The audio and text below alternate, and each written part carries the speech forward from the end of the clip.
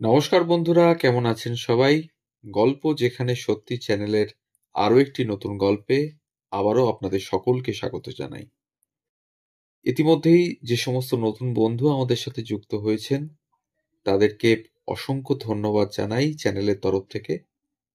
আর যারা নতুনভাবে যুক্ত হচ্ছেন তাদেরকে জানাই, যদি আমাদের গল্পগুলো ভালো লাগে তাহলে অবশ্যই চ্যানেলটিকে সাবস্ক্রাইব করে পাশে থাকবেন। বেল আইকনটিকে প্রেস করে নেবেন যাতে পরবর্তী গল্প খুব সহজে আপনাদের কাছে পৌঁছে যায় তার জন্য।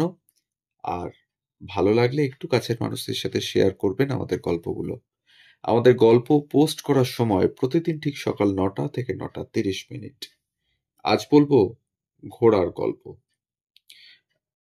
হ্যাঁ, ঠিক শুনেছেন। ঘোড়া নিয়ে যে সমস্ত শিল্পকলা বাংলায় বিরাজমান সেই ঘোড়ার গল্প।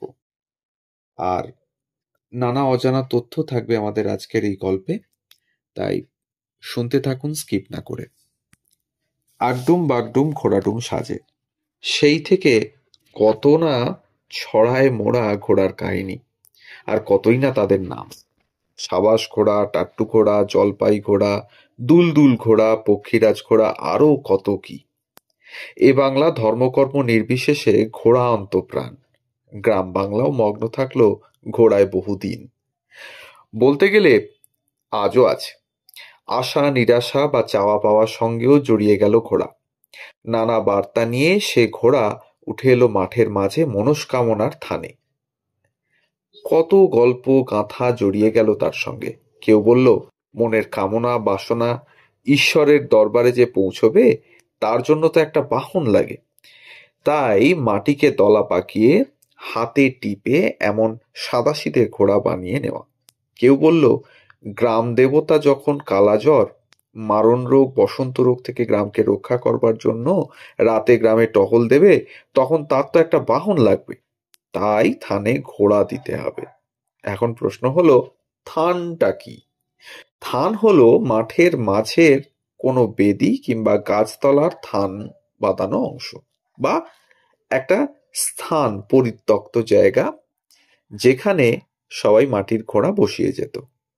মনস্কামনার ঘোড়াকে সেখানেই রাখার রেওয়াজ।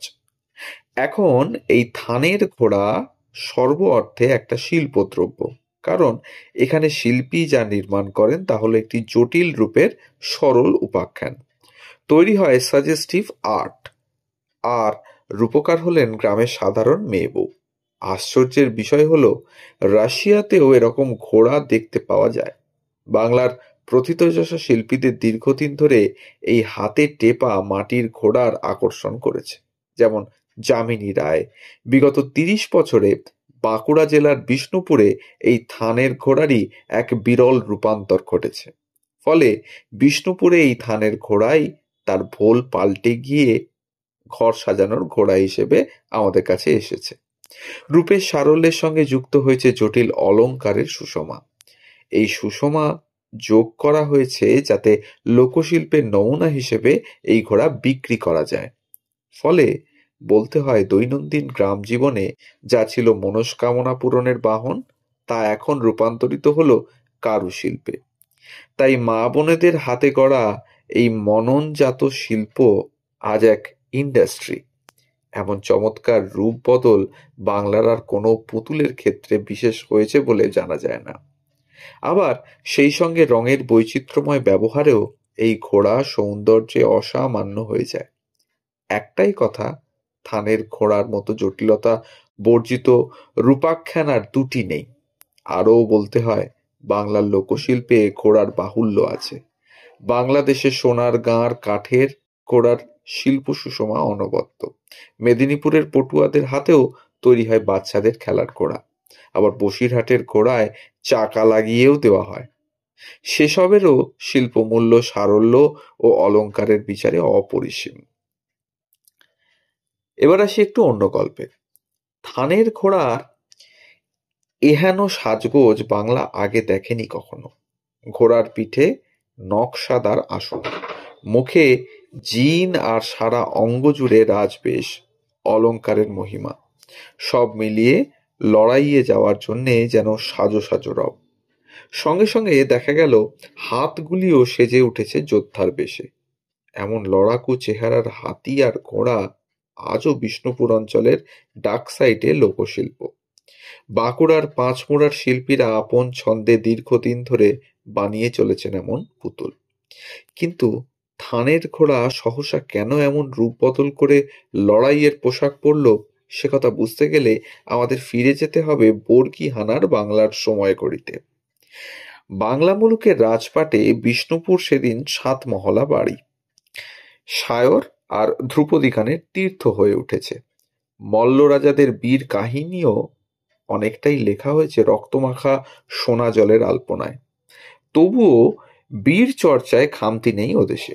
বংশ পরম্পরায় সিংহদেব রাজারা তখন রাজপাটের দায়িত্ব নিয়ে সামাল দিচ্ছেন নিজেদের রাজত্ব। বলতে গেলে বাঁকুড়া, বর্ধমান, বীরভূম তো আছেই, সঙ্গে জুড়ে গিয়েছে মেদিনীপুর, পুরুলিয়া, ছোটনাগপুরের অনেকটা অংশ। এসব অঞ্চল নিয়েই আদি রাজা বীর হাম্বিরের গর্বের মল্লভূম। বীর হাম্বির তার সময়কালেই কর্মকার সম্প্রদায়ের মানুষজনেদের এনে শুরু করেছিলেন মল্লভূমে লোহার কামানের প্রচলন। তাই এদেশ ততদিনে পরিচিত হয়ে গিয়েছে বীর রাজাদের দেশ বলে। এরকমই একটা সময়কালে সালটা হবে ১৭১২, মল্লভূমের রাজা হলেন গোপাল সিংহ দেব।